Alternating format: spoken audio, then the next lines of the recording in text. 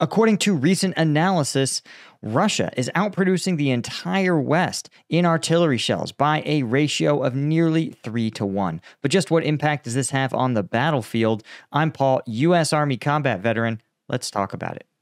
Okay, so this is, of course, originally from an analysis done by Bain & Co. Bain being the Patrick Bateman of consulting firms, known for being just brutal in terms of their recommendations and consulting, right up there with McKinsey. But their analysis is usually pretty good, right? You might know that basically if you graduate from an Ivy League university, you go into finance or consulting. So a bunch of Ivy Leaguers sat down with some spreadsheets and found that Russia is absolutely shellacking the entire Western world in its ability to produce artillery shells. Right now, it's open source research, right, from Bain & Company, dropped yesterday, May 26th, found that the Russian industrial base will produce or refurbish about 4.5 million artillery shells in 2024, compared to the entire Western world is going to churn out about 1.3 million shells. So again, that's Russia outstripping the United States by about, or U.S. and the West by about 3-1. But the West also is paying a lot, with an average of $4,000 for each NATO standard 155 shell.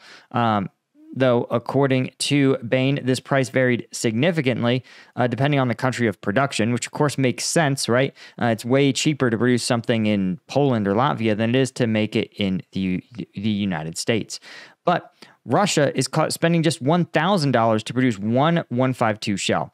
But what I want to point out is that Russia, because some of its production is refurbishment, it oftentimes is the real number may be that may be low. That may be like an average or a median price when a new shell might be still very expensive, right? Because remember, some of the most expensive parts of these in this case 152 shells is the jacket, right? Oftentimes it's a copper, aluminum, or lead components, as well as gunpowder, both of which have become extremely expensive. And so if they can refurbish old shells, it's going to reduce the cost tremendously, bring down the average cost per artillery shell.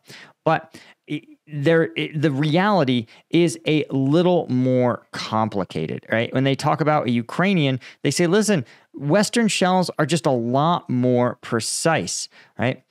Ukrainian troops do say that on the front line, for every one round they can fire on Russian positions, the Russians can launch about 5 shells back. But the Ukrainians say that their systems are just a lot more precise.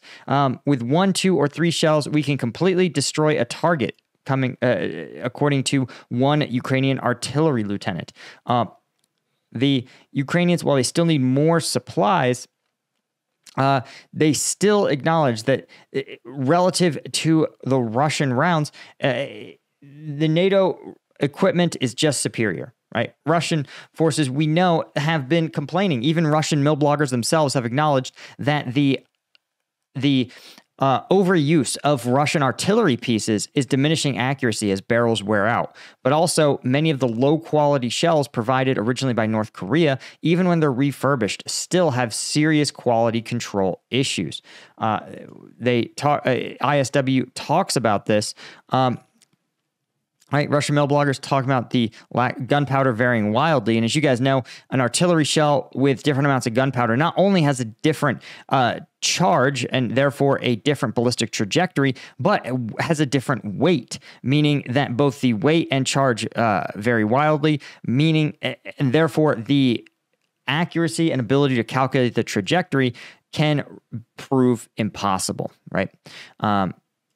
That means that, while suppression is valuable in and of itself, accuracy still trumps all, right? Artillery shells that land way behind your target or way in front of them aren't going to cause the same effect as a precision strike. And the fact is that Russia choosing quantity over quality, very Soviet mentality,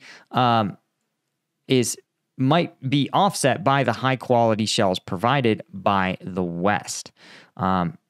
right? Even the Royal United Service Institute said in March that Russia has about 3 million rounds of old artillery in its stockpiles, but much of it's in poor condition. That's probably why so much of it is considered refurbished. Right? Other Western analysts have said Russia's domestic ammunition production is not sufficient for the war in Ukraine. I think this all collectively says that while numbers aren't everything, and while Ukraine certainly will need more artillery ammunition, right? If they were able to produce NATO quality shells at parity with Russia's low quality shell production, it would give Ukraine a tremendous advantage in both accuracy and total volume, right? You want to win in quality and quantity if possible. But even though these shells cost more, they are more effective on the battlefield. And so I think, as Zelensky has said a couple weeks ago, he's like, for the first time, I don't have brigades begging for more rounds. They finally are all equipped with enough rounds to accomplish the missions they're assigned.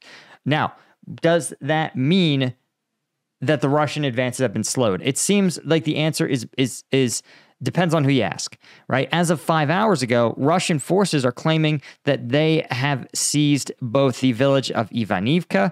Again, we know from weeks ago that the Ivanivka-Yadhine fight was a brutal one. And we remember that Ukrainian forces were treating the city of Ivanivka, which is in kind of a low ground, as effectively a giant fighting position from which they would fire at Russian forces who had to cross this one field in order to effect an assault. And Russian forces apparently never giving up, just taking casualty after casualty until finally they've managed to push into Ivanivka. Also, though, Russian forces have seized control of all of Natalyova, which is interesting in and of itself because, again, yesterday they claimed control over Umansky. These both seem like vetted, meaning that now you're going to see Russia likely advance into this peninsular formation here, given that they've seized the flanks.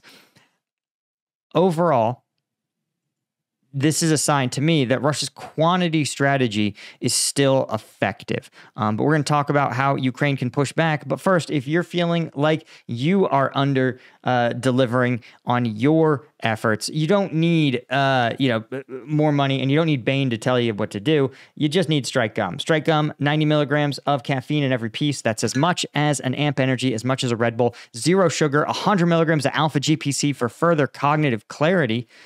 You can get it at strikegum.com or on Amazon. Thanks to the folks who have left us 5-star reviews, particularly for our new 5-pack. Right? If you're not interested in buying a single pack, which I get it, it's a little pricey with shipping, and you don't want to buy the tray, which is 15 packs, the 5-pack is that perfect middle ground, right? Throw a pack in your gym bag, throw a pack in your office, keep one at home, and you'll have the equivalent of 5 energy drinks, right? Which is how much is in each pack, in up to 5 different spots. So check it out. And if you go on Amazon and order it and have a 5-star experience, man, let us know, because we need your reviews tell customers on Amazon that Strike Gum is the real deal because it's made in the USA. We used high quality ingredients, natural caffeine, right? It is a legit product. It's not some white labeled thing that I bought from some Chinese manufacturer. And that's what a lot of the caffeine gum on Amazon is. So your 5-star reviews tell customers that. So thank you guys for those of you that have done it. And again, links in the description. So if Ukraine wants to push back with these higher quality artillery shells, I think what you're going to see is that, one, they're going to wait until Russia has exhausted its own offensive efforts and until the reforms to the Ukrainian conscription system actually produce more manpower, right? Because remember, the reforms take effect, then they're going to actually see more recruits coming through the training pipeline, and then finally those recruits will be battlefield ready. That's going to take 2 or 3 months. Likewise, many of the resources provided by the West are only now starting to really get into Ukrainian coffers, right? There was a small kind of emergency tranche, and then there's going to be a larger tidal wave of sustained aid getting to these units. And again, once they are less anemic in their equipping and manning, then you're going to see them start to take to the offense. But I think with these precision weapons, and Ukrainian forces still at something of a disadvantage, I think their focus is primarily on attriting Russian forces. I think when they go on offense, it will be very, very precise. It will be very, very surgical. And I think that'll be the focus, is not so much making sweeping, line-breaking, game-changing efforts, but instead trying to find places, discrete places where they can push offensively and where they can force the Russian forces to constantly have to bounce around from place to place, right? I think that's going to help exhaust Russian forces, Russian reinforcements, and will grind down those Russian formations that are still combat capable, right? Because the average Russian formation is a lot of conscripts. Anyway, guys, that's all I had. Thanks so much to the Colonel tier members. Thanks so much to our Lieutenant tier members. I could not do this without you guys. I appreciate you so much, and I'll see you in the next one. Cheers.